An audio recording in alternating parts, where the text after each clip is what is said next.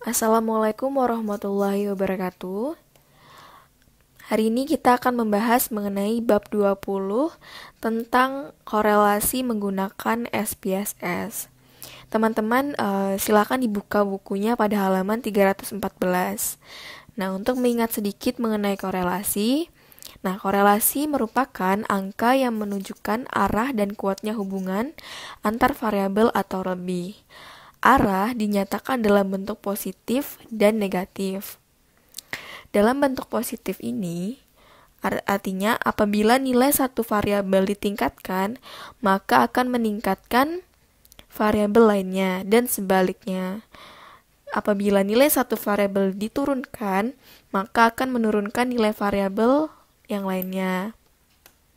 Sedangkan untuk arah yang negatif ini, ibaratnya arahnya itu nanti dia berlawanan begitu, dimana apabila nilai suatu variabel dinaikkan maka akan menurunkan variabel lainnya, dan sebaliknya apabila nilai satu variabel diturunkan maka akan menaikkan nilai variabel yang lain. Nah, penjelasan lebih detail buka kembali pada bab 12 halaman 187. Pada hari ini kita akan mempraktekkan untuk korelasi bivariat produk momen Pearson dan korelasi parsial. Nah, teman-teman di sini sebelum kita move ke prakteknya, teman-teman harus mengingat dasar pengambilan keputusan dan interpretasi nilai koefisien korelasi ini. Di mana dasar pengambilan keputusan ini yang pertama, jika nilai signifikan lebih kecil dari 0,05 maka berkorelasi. Jika nilai signifikan lebih besar dari 0,05 maka tidak berkorelasi. Dan untuk interpretasi nilai koefisien korelasi atau lambangnya R kecil ini, di sini akan terdapat rentang nilai dari 0 sampai dengan 1, di mana kita dapat mengetahui bahwa nantinya hubungan korelasi ini tuh apakah termasuk korelasi sangat rendah, korelasi agak rendah, atau korelasi sangat tinggi atau kuat. Nah, di sini saya sudah membuat not kecil ini untuk memudahkan kita. Dan teman-teman bisa mencatat ini ya, biar lebih mudah. Nah, kita masuk ke latihan yang pertama mengenai korelasi bivariat atau produk momen Pearson. Apa sih korelasi bivariat produk momen Pearson ini?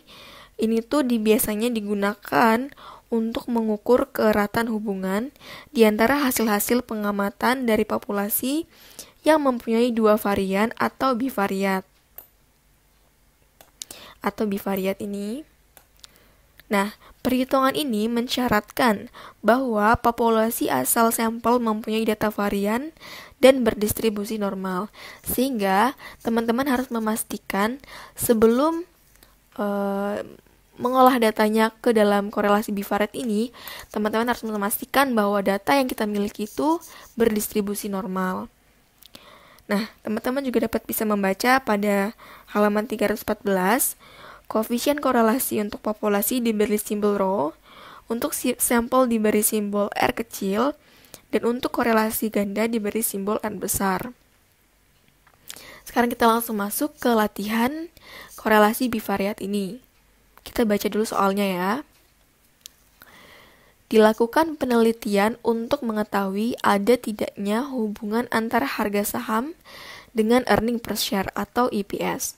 Untuk keperluan tersebut, maka telah dilakukan pengumpulan data terhadap 32 sampel yang diambil secara random.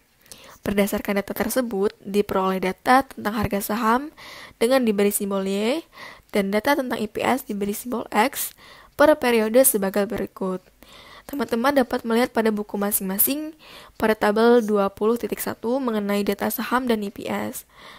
Nah, ini data-datanya terdapat 32 data. Dan dengan rumusan hipotesis penelitian H0, tidak ada hubungan antara harga saham dan EPS atau angka korelasi 0.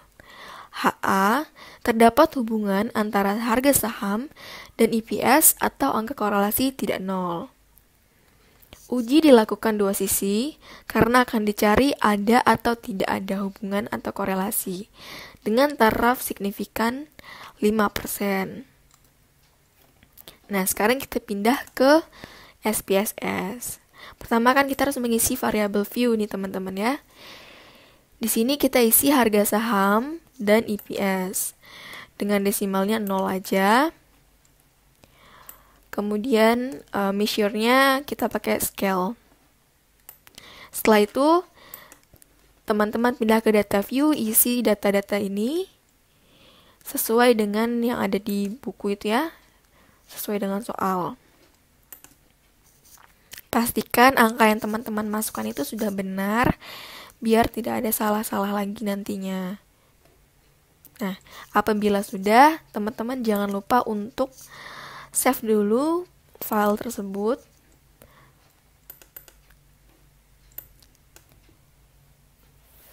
Dengan nama Pearson.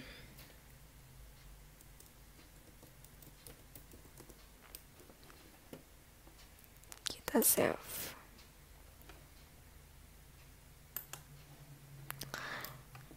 Setelah itu kita klik analyze, kemudian kita cari correlate, kita cari yang bivariate. Nah, di sini kan ada harga saham dan EPS. Kita masukkan kedua-duanya ke dalam sini. Kemudian pastikan correlation coefficient-nya itu Pearson. Dan test of significance-nya ini two-tailed. Dan flex significant correlation ini kita beri centang. Dan option itu yang statistiknya ini kita nolkan saja. Kita ke missing value, kita menggunakan exclude cases pairwise. Kita klik continue.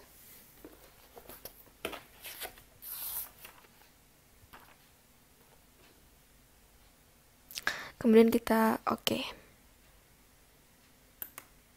Nah, datanya udah keluar seperti ini ya teman-teman.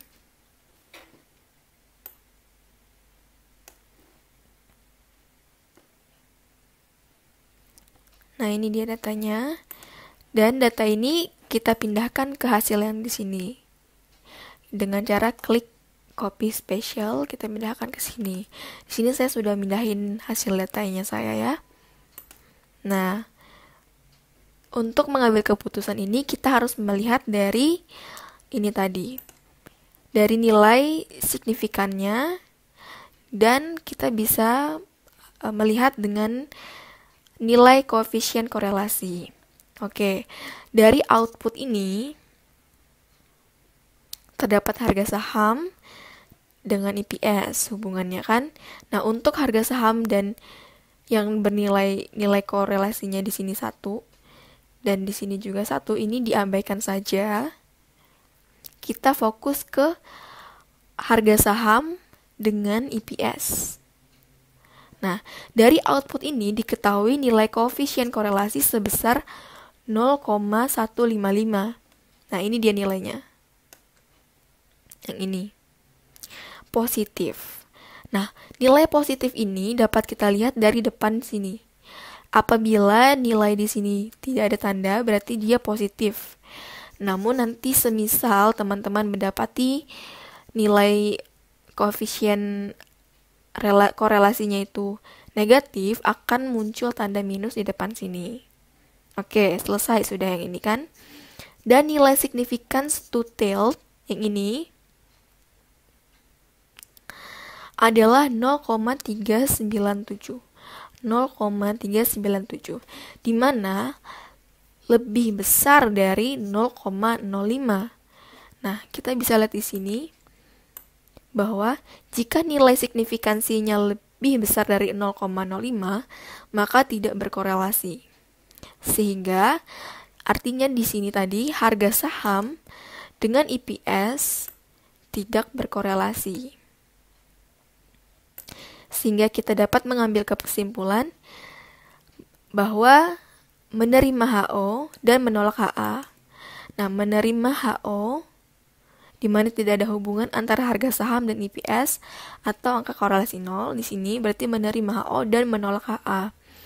Maka dapat disimpulkan bahwa terdapat hubungan yang positif dan tidak berkorelasi secara signifikan antara harga saham dengan EPS, di mana nilai correlation 0,05 ini masuk ke dalam kategori korelasi sangat rendah. Nah, ini dia. Nilainya tadi adalah 0,155. Berarti itu ada di rentang 0,01 sampai 0,2. Berarti nilai correlation ini termasuk dalam kategori korelasi sangat rendah. Nah, semoga teman-teman bisa memahami mengenai korelasi bivariate atau product moment Pearson yang ini ya. Kemudian setelah itu kita move ke korelasi parsial. Nah, teman-teman bisa membuka pada halaman 318.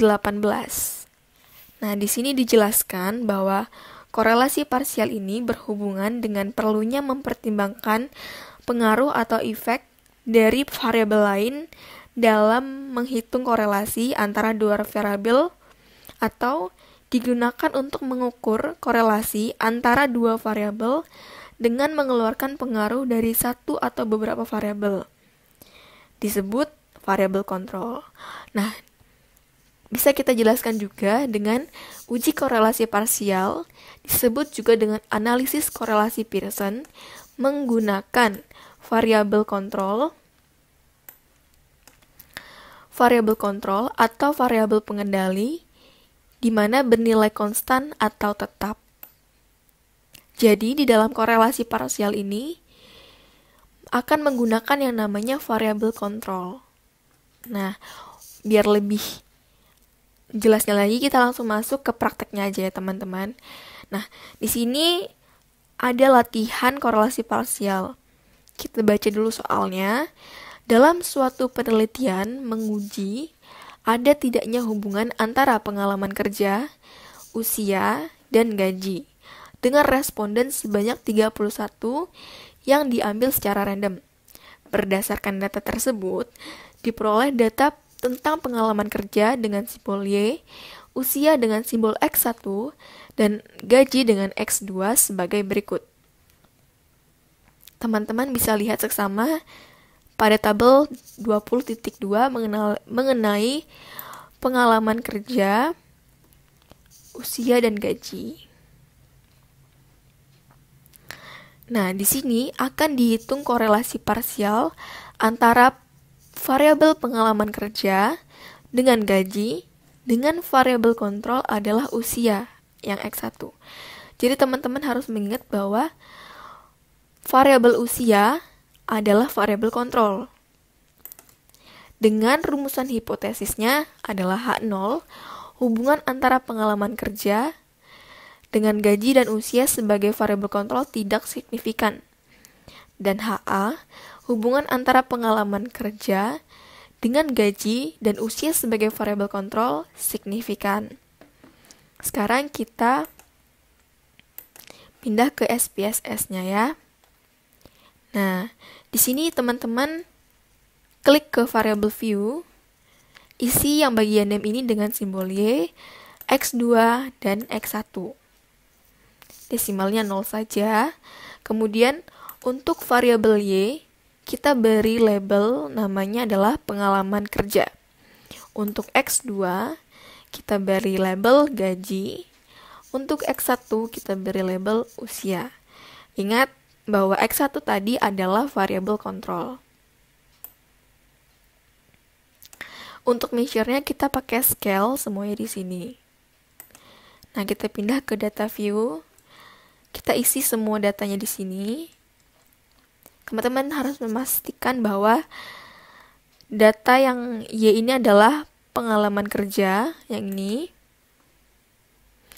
Kemudian X2 adalah gaji yang ini, dan usia X1 adalah yang ini. Oke. Setelah itu jangan lupa untuk save file kita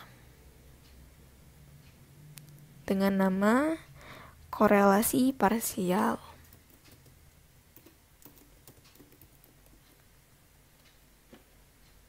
Save. Nah, sudah kita save, kita mau mengolah data ini ke uji korelasi parsial. Kita klik analyze, kemudian kita klik correlate, kita cari yang parsial. Oke. Nah, di sini sudah saya masukkan variabelnya. Untuk variabel yang di atas kita masukkan pengalaman kerja dengan simbol Y dan variabel gaji dengan simbol X2. Untuk variabel kontrolnya kita masukin usia dengan simbol X1. Udah. Di sini untuk tes signifikan kita klik to tail dan buat option kita klik zero order correlation dan exclude cases pairwise. Kita klik continue, kita okekan. Nah, hasilnya akan seperti ini.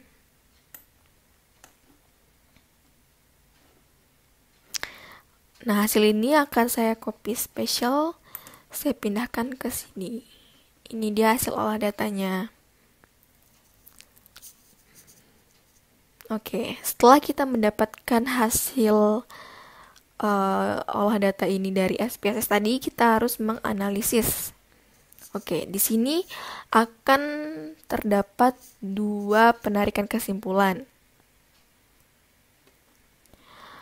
Pertama, penarikan kesimpulan berdasarkan nilai signifikansi.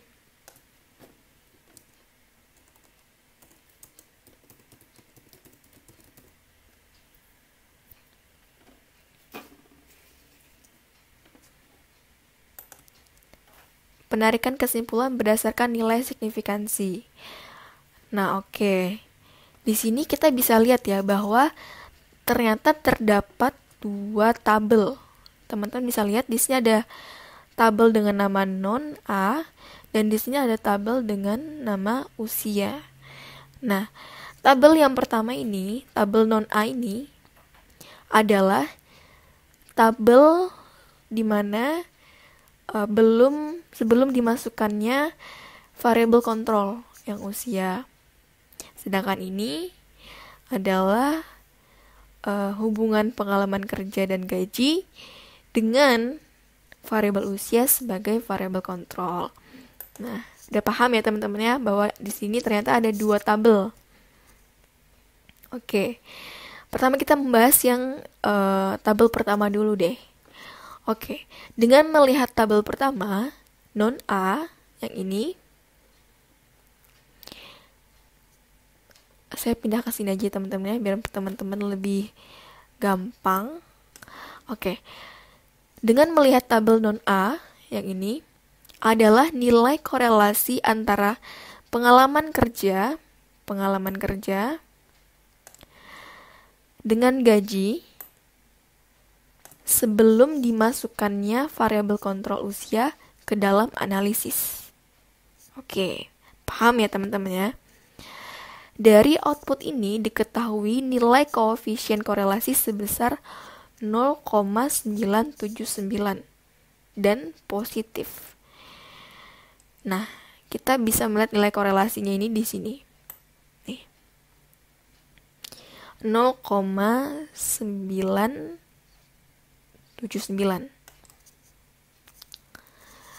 Dan dikatakan positif. Sama seperti sebelumnya, nilai positif itu dilihat dari depan sini. Kalau tidak ada tanda berarti dia positif. Kalau ada tandanya negatif, kalau ada tandanya minus, berarti dia bersifat arahnya negatif. Oke. Dan nilai significance to tail adalah 0,0000. Dapat kita lihat di sini. 0,0000 yang mengartikan bahwa kurang dari 0,05.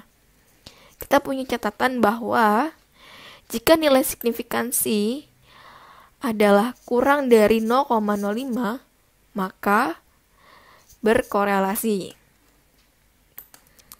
Maka dapat disimpulkan di sini Maka dapat disimpulkan bahwa ada hubungan yang positif dan signifikan antara pengalaman kerja dengan gaji tanpa adanya variabel kontrol atau usia. Sementara ini, nilai korelasi sebesar 0,979 masuk ke dalam kategori korelasi tinggi. Nih, kita buka catatannya bahwa nilai korelasi dengan 0,979 itu masuk ke dalam rentang nilai yang ini. Berarti nilai korelasinya itu korelasi tinggi. Oke, selesai kita membahas tabel yang satu. Sekarang kita membahas ke tabel output yang kedua. Untuk tabel output kedua ini dengan nama usia, di sini usia adalah nilai korelasi antara pengalaman kerja dengan gaji setelah dimasukkannya variabel kontrol usia ke dalam analisis yang ini. Oke, sampai sini kita sudah ngerti. Dari output ini diketahui terjadi penurunan nilai koefisien korelasi menjadi 0,890. Kenapa terjadi penurunan? Karena kan awalnya tadi nilai korelasinya adalah 0,979. Sedangkan setelah menggunakan variabel kontrol usia ini, nilai korelasinya menjadi 0,890. Dan bernilai positif ya. Nah, akan tetapi ternyata nilai korelasi ini juga dalam kategori korelasi yang tinggi karena masih dalam rentang yang ini 0,81 sampai 0,99. Dan nilai significance to tilt yang ada di sini ini adalah 0,000 atau kurang dari 0,05. Maka dapat disimpulkan bahwa antara pengalaman kerja dengan gaji dan dengan usia sebagai variabel kontrol adalah signifikan atau nyata. Oke. Nah, tadi kita pertama menggunakan penarikan kesimpulan berdasarkan nilai signifikansi. Sekarang ada cara lain untuk penarikan kesimpulan, yaitu berdasarkan nilai R hitung dan R tabel dalam uji korelasi parsial. Jadi teman-teman nanti bisa menggunakan cara yang pertama ini dan bisa juga menggunakan cara yang kedua ini. Nah, untuk cara yang kedua, teman-teman harus mengingat mengenai ini. Jika nilai R hitung atau nilai correlation itu lebih kecil dari R tabel, maka H0 diterima dan HA ditolak. Dengan artian berarti tidak signifikan. Jika nilai R hitung korelasi lebih besar dari R tabel, maka H0 ditolak dan HA diterima. Ini artinya nilainya akan signifikan. Teman-teman harus ingat dengan rumus ini ya. Oke, pertama kita analisis dulu nih tabel output yang pertama. Tabel output yang pertama tadi adalah yang non-A ini. Diketahui bahwa R hitung adalah 0,890. Mohon maaf teman-teman. Di sini diketahui bahwa R hitung adalah 0,979. Nah, untuk mengetahui R tabel kita perlu menggunakan nilai DF. Nah, ini ada nilai DF kan di sini.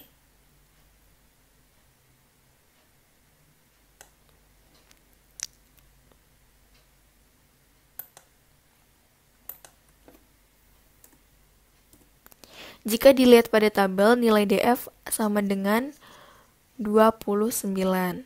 Secara manual, nilai DF dapat dicari dengan menggunakan rumus DF sama dengan N dikurang 2. N ini adalah jumlah data yang kita miliki. Sehingga DF-nya adalah 31 dikurangin 2 sama dengan 29.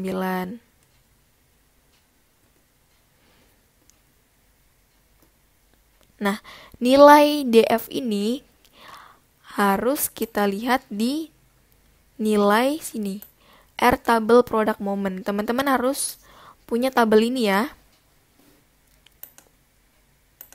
Sebentar saya perbesar.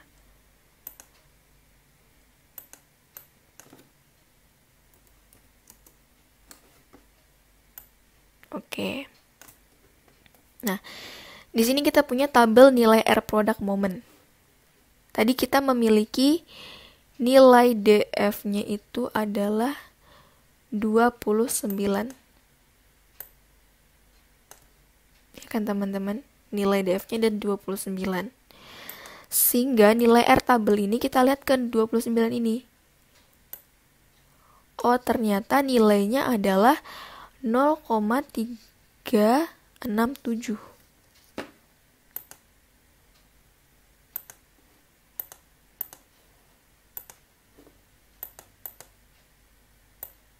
Nah, untuk DF29 nilainya adalah 0,367. Kita punya nilai R tabelnya 0,367. Nah, kemudian kita membandingkan kedua nilai antara R hitung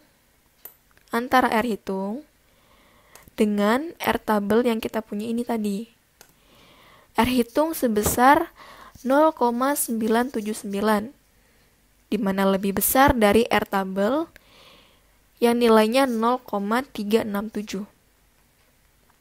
Dapat kita ingat lagi, jika nilai R hitung lebih besar dari R tabel, maka H0 ditolak dan HA diterima.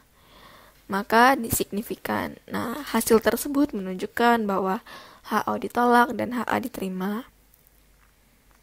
Berarti dia signifikan, teman-teman. Berkorelasi.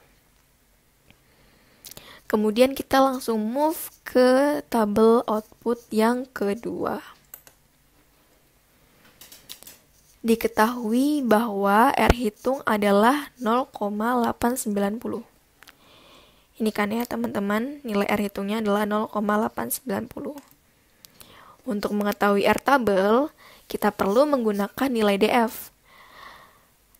Jika dilihat pada tabel, nilai DF di sini adalah 28. Ya kan? Secara manual, nilai DF ini dapat kita cari dengan menggunakan rumus DF sama dengan N dikurang K dikurang 1. Teman-teman harus bisa membedakan rumus DF yang tabel output kedua dengan rumus DF output pertama, di mana N adalah jumlah data dan K-nya adalah jumlah variabel. Sehingga DF-nya adalah 31 dikurangin 2 dikurangin 1 sama dengan 28. Nah, kita lihat lagi nilai R tabelnya di 28 ini. Ternyata nilai yang DF28 adalah 0,374. Nah, sama nih 0,374. Kemudian kita membandingkan kedua nilai R hitung dan R tabel yang kita miliki. R hitung nilainya adalah 0,890. Ternyata juga lebih besar dari R tabel, yaitu 0,374. Hasil tersebut menunjukkan bahwa HO ditolak dan HA diterima.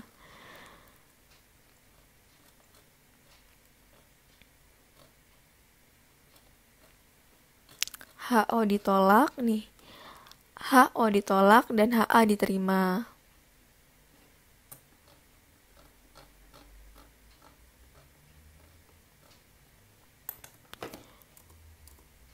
Kemudian kesimpulannya adalah sebagai berikut. Pada uji parsial di atas diketahui bahwa kehadiran variabel usia sebagai variabel kontrol akan memberikan pengaruh terhadap hubungan variabel pengalaman kerja dengan variabel gaji. Secara sederhananya kita bisa menyimpulkan bahwa semakin meningkatnya pengalaman kerja didukung dengan meningkatnya usia seseorang, maka akan mempengaruhi gaji, di mana nilai gaji akan menjadi lebih tinggi. Begitu teman-teman. Jadi teman-teman harus mengingat poin-poin penting tadi yang ada di note ini mengenai dasar pengambilan keputusan dan juga interpretasi nilai koefisien korelasi. Dan juga teman-teman juga harus mengingat mengenai ini tadi ya, nilai apabila ingin menggunakan nilai R hitung dan R tabel, maka ini harus teman-teman ingat.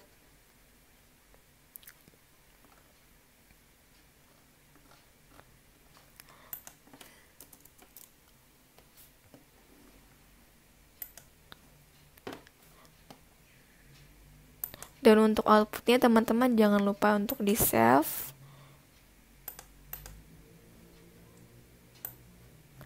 Output core parsial.